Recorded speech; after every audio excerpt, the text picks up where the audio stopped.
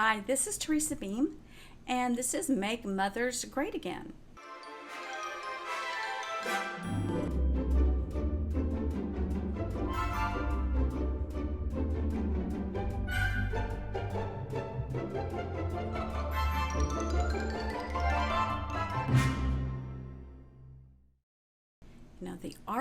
The fine art of mothering. Okay, so I'm going to get a little practical in this episode. You know, being a mom is really the most romantic thing you're going to ever do. And what I mean by romance is the old literary version of romance. Adventurous, hard, epic, exciting, with moments of dullness and learning patience and having moments of exhilaration, and it's going to be romantic in that sense, as well as being dreamy and fantastic. And when you think of a lullaby, there's this sweetness about it. I love the lullaby from Dumbo. Well, anyway, maybe I'll think about it later, but this song, the little lullaby from Dumbo, is so cute. Okay, so it's going to be the most fulfilling thing you do. You do mothering well. There's no way it's not going to be fulfilling on the long-term basis. This is where the mother gets to be the hero. That's another part of the romance. You get to be the hero in your own child's story. And the dad is a hero too, but the mom gets to be one. And I'm sorry, very few things in life does a woman get to be a hero. I don't care how many how many buildings a female architect does. I don't care how much money a woman makes. To be a hero in your own child's life is the most important. When you are on your deathbed, you may be like Oprah Winfrey and have helped so many people, that some people love you, but most people aren't. Most people are going to have their family there, and it's those people, that your children, that are the most important things, that you will have been glad you gave it all up for that. So anyway,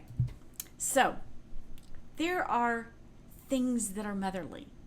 And what I mean that is, there are a lot of mothers, but I want to teach you the fine art of being motherly. Having that interplay between mother and child that builds trust and affection and intimacy. Something that's not really found in animals. This is only between moms and their kids. The mother, and I've got 4 things I just want to throw out right now, and we'll deal with these today. The mother nursing her child, cradling her child in her arm and nursing. That's very motherly. The mother rocking and singing to a fussy baby. That's very motherly. The mother feeding her child. Very motherly. The mother hovering over her little baby and her toddler as they're learning to walk or learning to crawl. You got to make sure they're safe. You got to keep them from falling. You got to keep them from getting stuff in their mouth. There is a hover time that's good. Now, there are a lot of more nurturing things, like bathing your baby and changing your baby's diapers. We can have nurturing and intimate moments in those moments. But I just want to start with the most important thing in this particular episode. These little things that you do hour by hour, day by day, week by week, I know they seem insignificant. And while you're doing it, you just don't feel this great, you have the background music. It can be pretty exhausting, and you feel like you're not doing a good job. But you know what? You just keep at it.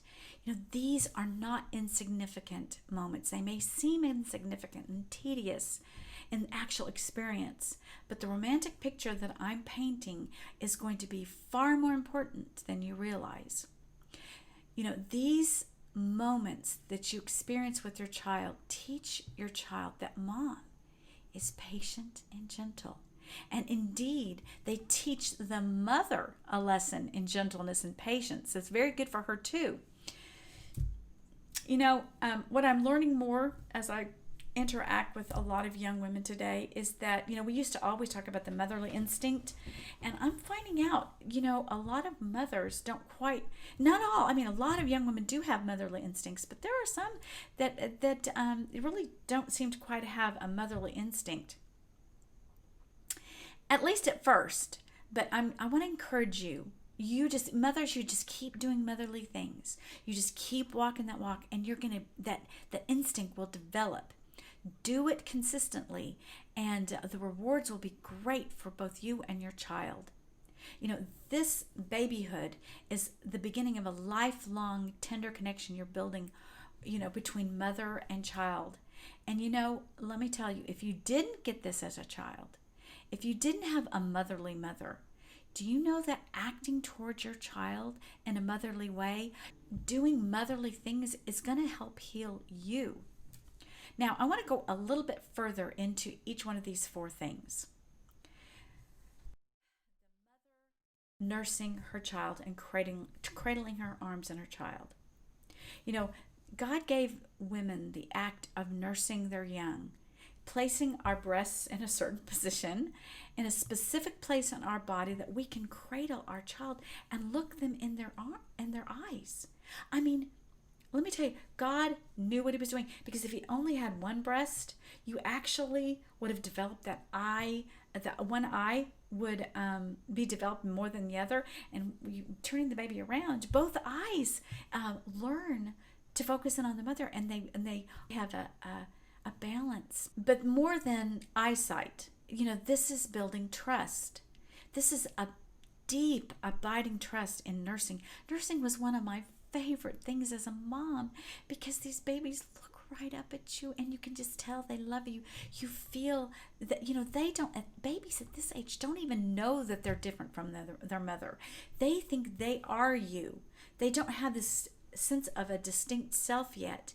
And little babies, they just, a lot of times they curl their little hands up, and they nurse mommy, and it's just so adorable and sweet.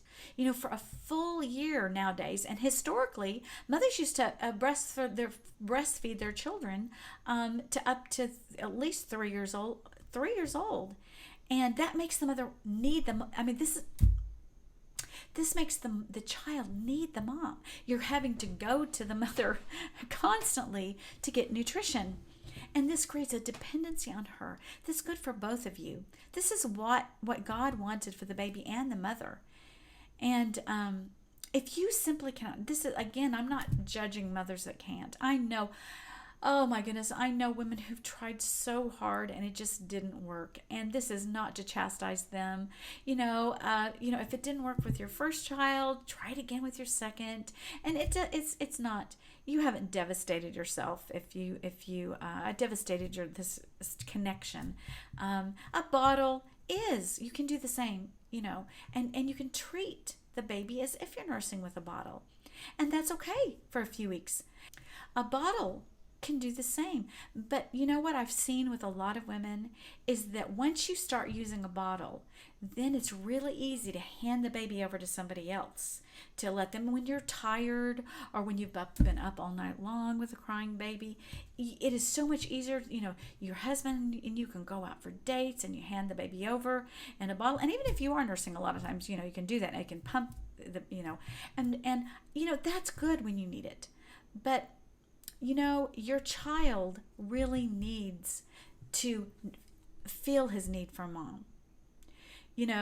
I know that historically there were wet nurses, but also historically, and I can tell you, my father had a wet nurse, and your child creates a bond, a motherly bond with that mother, with that person, if it's just done too often. And my dad did connect with his wet nurse and his caretaker when he was young, and he thought that was his mom.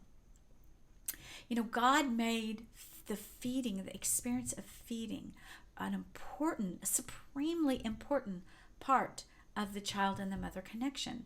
And within reason, within what you are able to do, that you should keep at that as a source of building trust and understanding between the two of you, even outside of the nutritional benefits.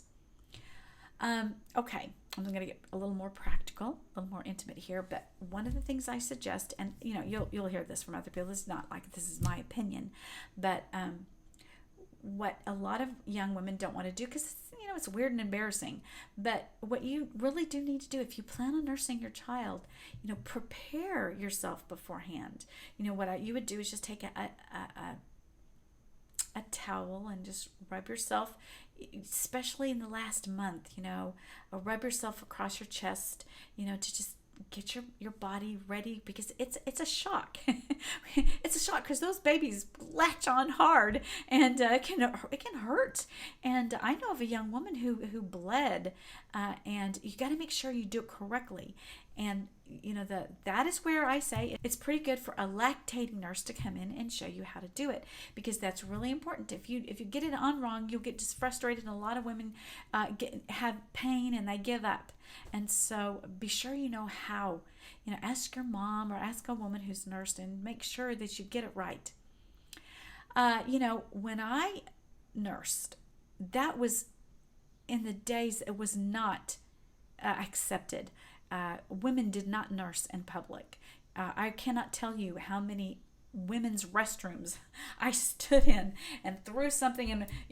The baby was just as hot, in Texas, the Texas heat, and you'd throw a towel over you so that you could nurse. And I'm telling you, it was hot. It was miserable because there was no one had any. My grandmother was the one who had told me, what's wrong with you? What are you going to nurse?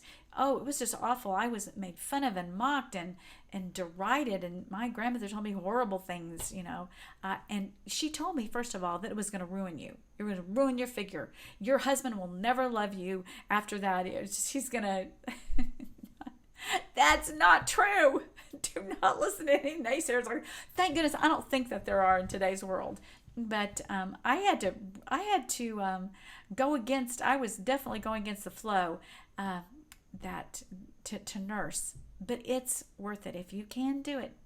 Do it. It saves money, and it's actually easier at night, because then you don't have to get up and heat up a bottle, and it's much less expensive. If you go to Walmart and you go get one of those the cheapest things of formula for baby, and it lasts 10 days that this lasts. And that is a lot of money for young mothers to spend, and young married people to spend on feeding their babies. So it's just cheaper.